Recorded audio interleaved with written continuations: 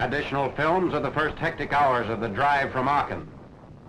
A 4.2-inch mortar opens fire.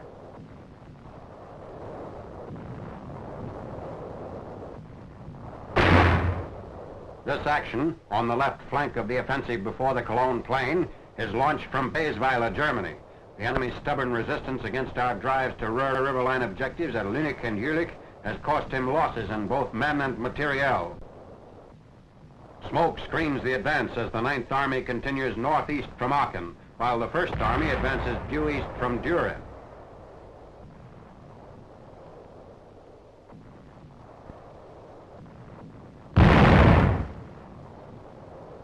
Thousands of prisoners are taken in the first week of the new drive.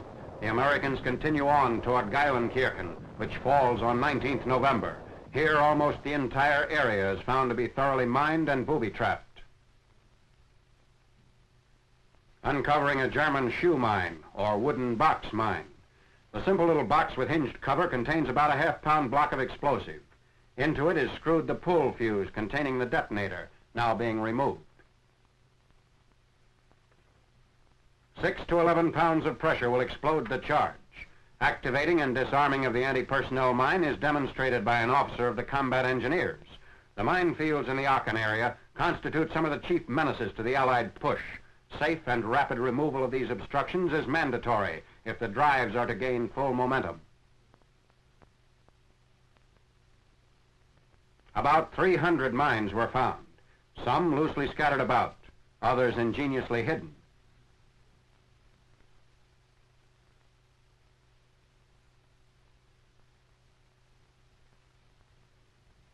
With the area cleared, infantrymen proceed northeast and east of Geilenkirchen. Meanwhile, at Mayo, reoccupied by British forces in southeastern Holland on 16th November, the mine menace is met with a new detector.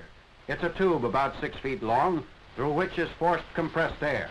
The effect is to blow away the earth covering to reveal the buried mines.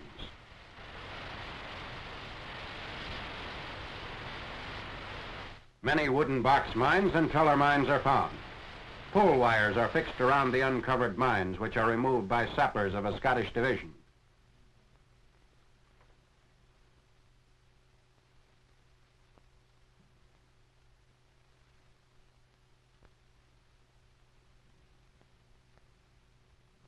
Teller mines are placed in a crater in an open field where they will be exploded by gelignite.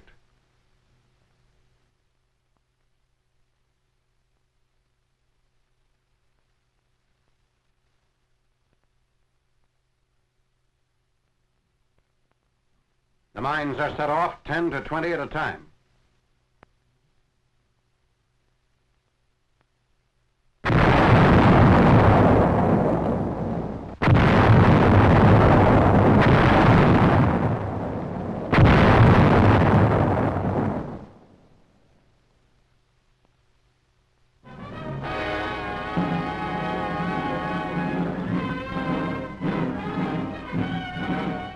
In Belfort, France, at the southern end of the 450-mile front, the German garrison is almost completely wiped out as the French First Army takes over on 22nd November. The Nazis had been attempting to stem the Allied push so that their troops in the Vosges Mountains could escape across the Rhine. The combined drives of the American 7th Army and the French troops had made enemy positions in these mountains untenable.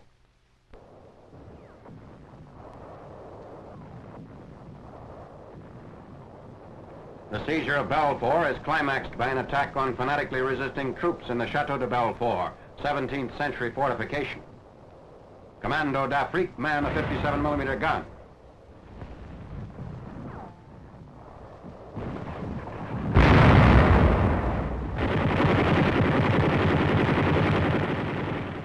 After its fall on the morning of the 25th, the fort area is inspected by Major General Armand Chaillet, commanding French artillery. From the chateau's roof, the general looks out upon the captured city of Belfort.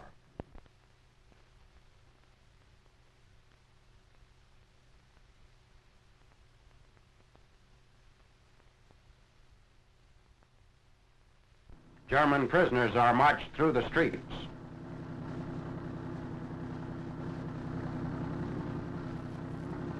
While Belfort was being reduced, Mulhouse had also been taken by French units who entered the Alsatian city after reaching the Rhine. Mulhouse, the first large city in the path of the French advance up the Rhine Valley, has a population of around 100,000.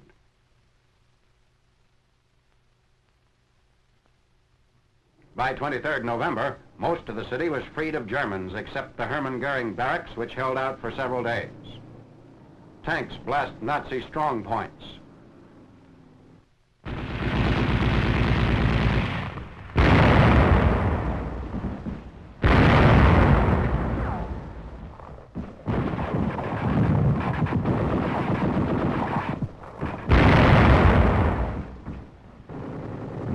The roundup of prisoners continues even after Mulhouse is won. They're comprised of Nazi patrols which slipped into the city at night. As late as 10th December, German soldiers were still being removed from hiding places.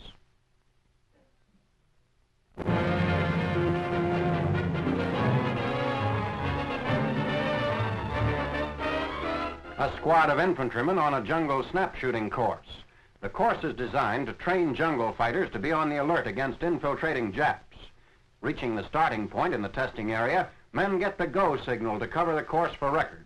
The terrain has been devised to simulate the paths, undergrowth, and dense foliage whose concealment the Jap soldier is constantly using for ambush and sniping tactics.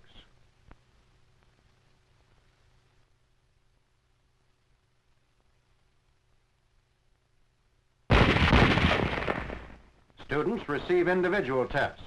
Their aptitude recorded on a score chart. Included in the test is the correct method of advancing through brush.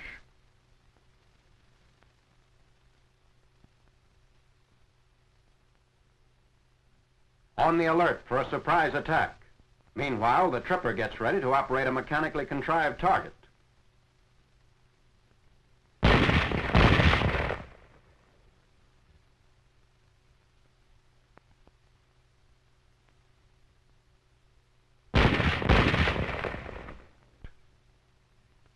Practicing on dummies, the soldier's pretty good, and real jungle with live Japs won't exactly slow down his reflexes.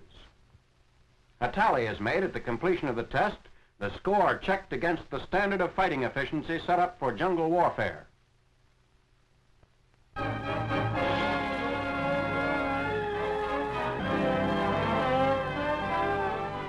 At Quinzano, Italy, on 11th November, a 155 rifle is minus its breech block after exploding while firing. The cause was not immediately determined.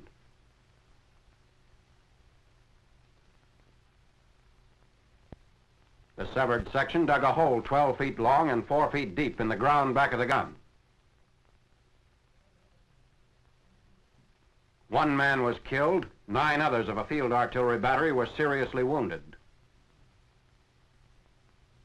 Elsewhere on the Italian front, continued heavy rains, floods, and high winds make Allied offensive operations virtually impossible. Any existing activity is confined to patrol skirmishes without appreciable alteration to forward positions. This is Highway 6531 leading to the front. Bivouac areas also were reduced to quagmires, adding to the burdens of hard-pressed maintenance crews.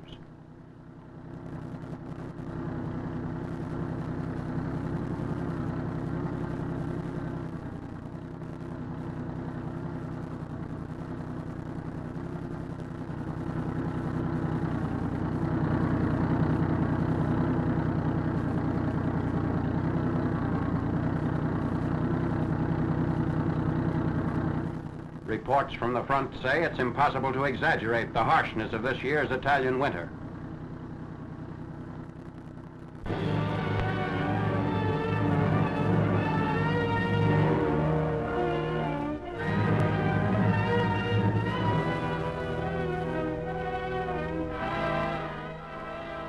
Red Army artillery officers plot a barrage at a command post on the Warsaw front in September.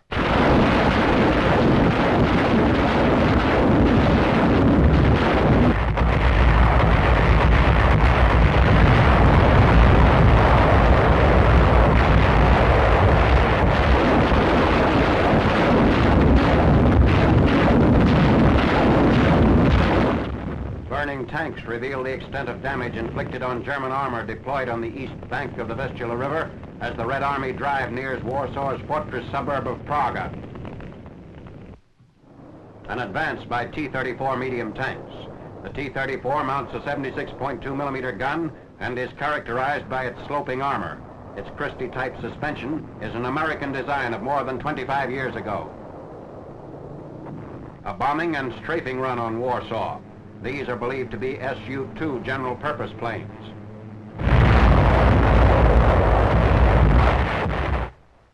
Smashed steel and concrete bunkers, part of a system of permanent German fortifications protecting the east bank of the Vistula. Construction of these defenses was begun after the Nazi debacle at Stalingrad, 1,200 miles to the east.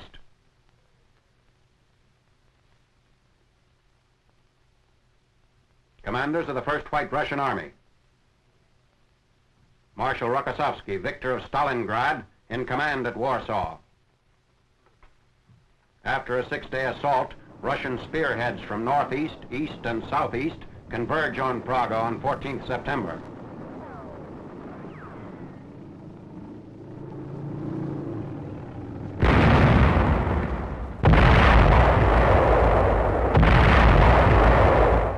Red Armymen advance through Praga after street barricades and pillboxes are blasted by tanks and artillery.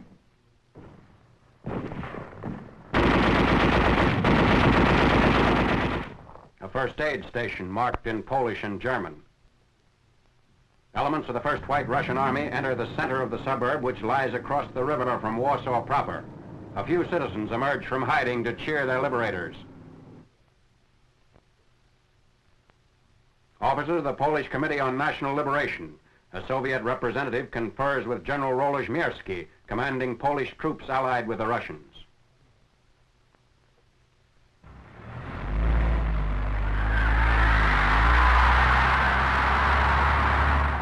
In burning Warsaw, the Nazis crushed the revolt begun on 1st August by Polish General Komorowski, known as General Bohr, while the Russian offensive is held at the Vistula.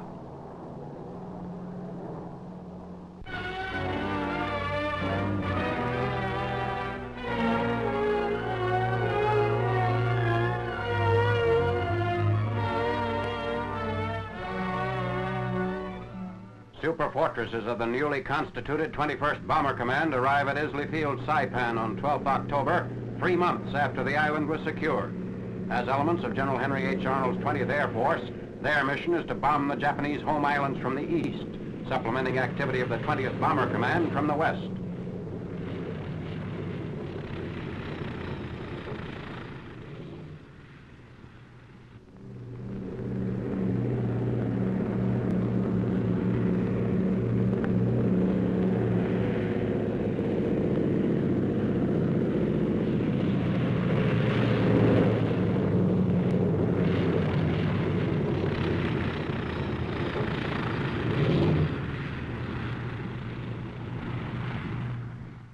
Jubilant Air Corps personnel turn out to welcome the B-29 crews led by Brigadier General Haywood S. Hansel, Jr., in charge of the 21st Bomber Command.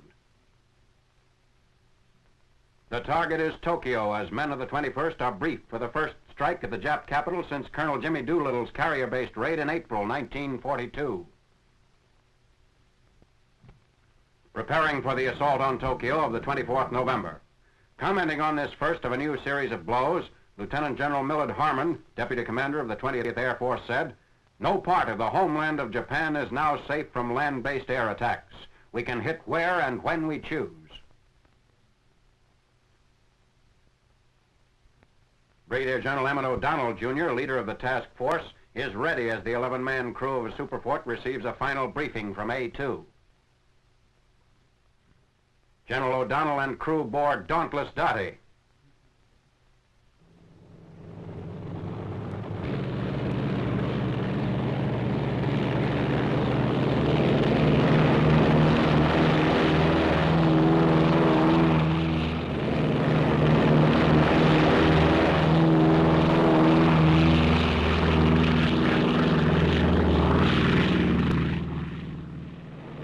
Flying 1,500 miles northwest, half of the large task force is assigned to bomb the Musashina aircraft engine plant, 11 miles from the heart of Tokyo. The other half is to raid the city and dock areas. Weather is clear over the target as the Superforts near, but cloud interference rapidly increases. Tokyo below.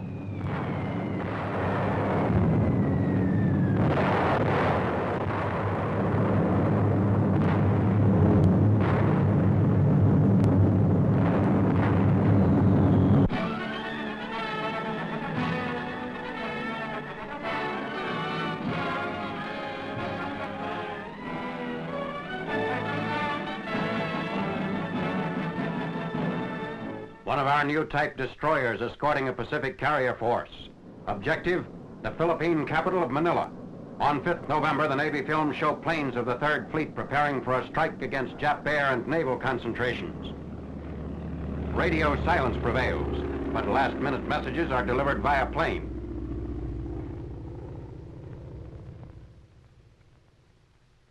The first planes take off at dawn.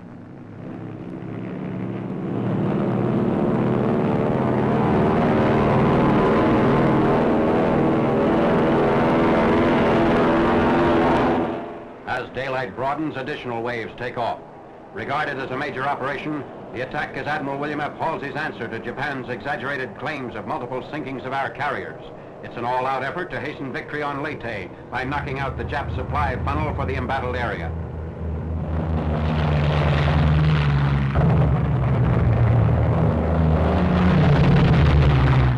Planes rendezvous preparatory to leaving for the target area. Hellcat fighters, Avenger torpedo planes, and Helldiver bombers. Manila Bay, naval base for much of the shipping that supplies Japanese island outposts. Below are some of the enemy ships that fell victim to the smashing blows of our planes. In the background, Nichols Field in flames. A Jap cruiser is hit. Extending into its second day, the attack swells the toll of enemy ships sunk or damaged to about 30, including many cargo ships. Meanwhile, our task force meets an attack by land-based enemy planes. One of our escort carriers is hit.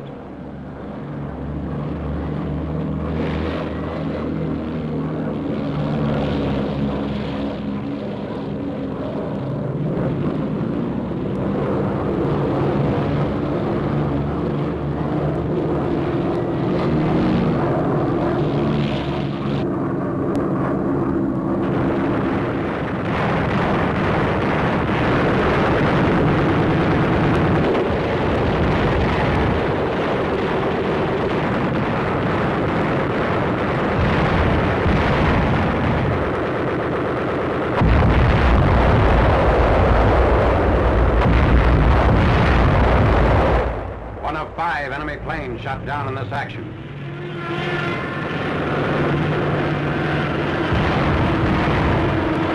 A near miss by a Jap bomb. Another enemy bomb barely misses its target. One of our planes receives a direct hit.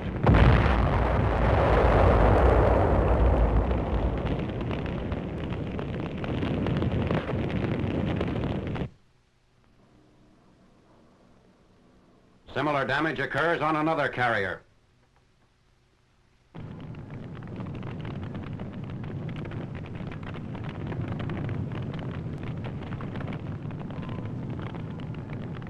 Planes from the Manila attack return to their carriers, ending one of the most destructive raids of the Philippine campaign. Among their targets were air installations on 7 fields in the Manila area. 327 enemy planes were caught and destroyed on the ground. 113 shot down in the air.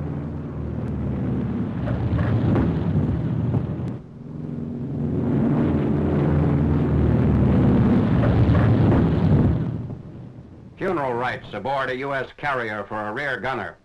Mutilation of his body by shell burst, plus damage to the plane, result in a strange burial at sea. While patrols circle overhead, gunner and plane end their Manila bomb run together in the waters of the Pacific.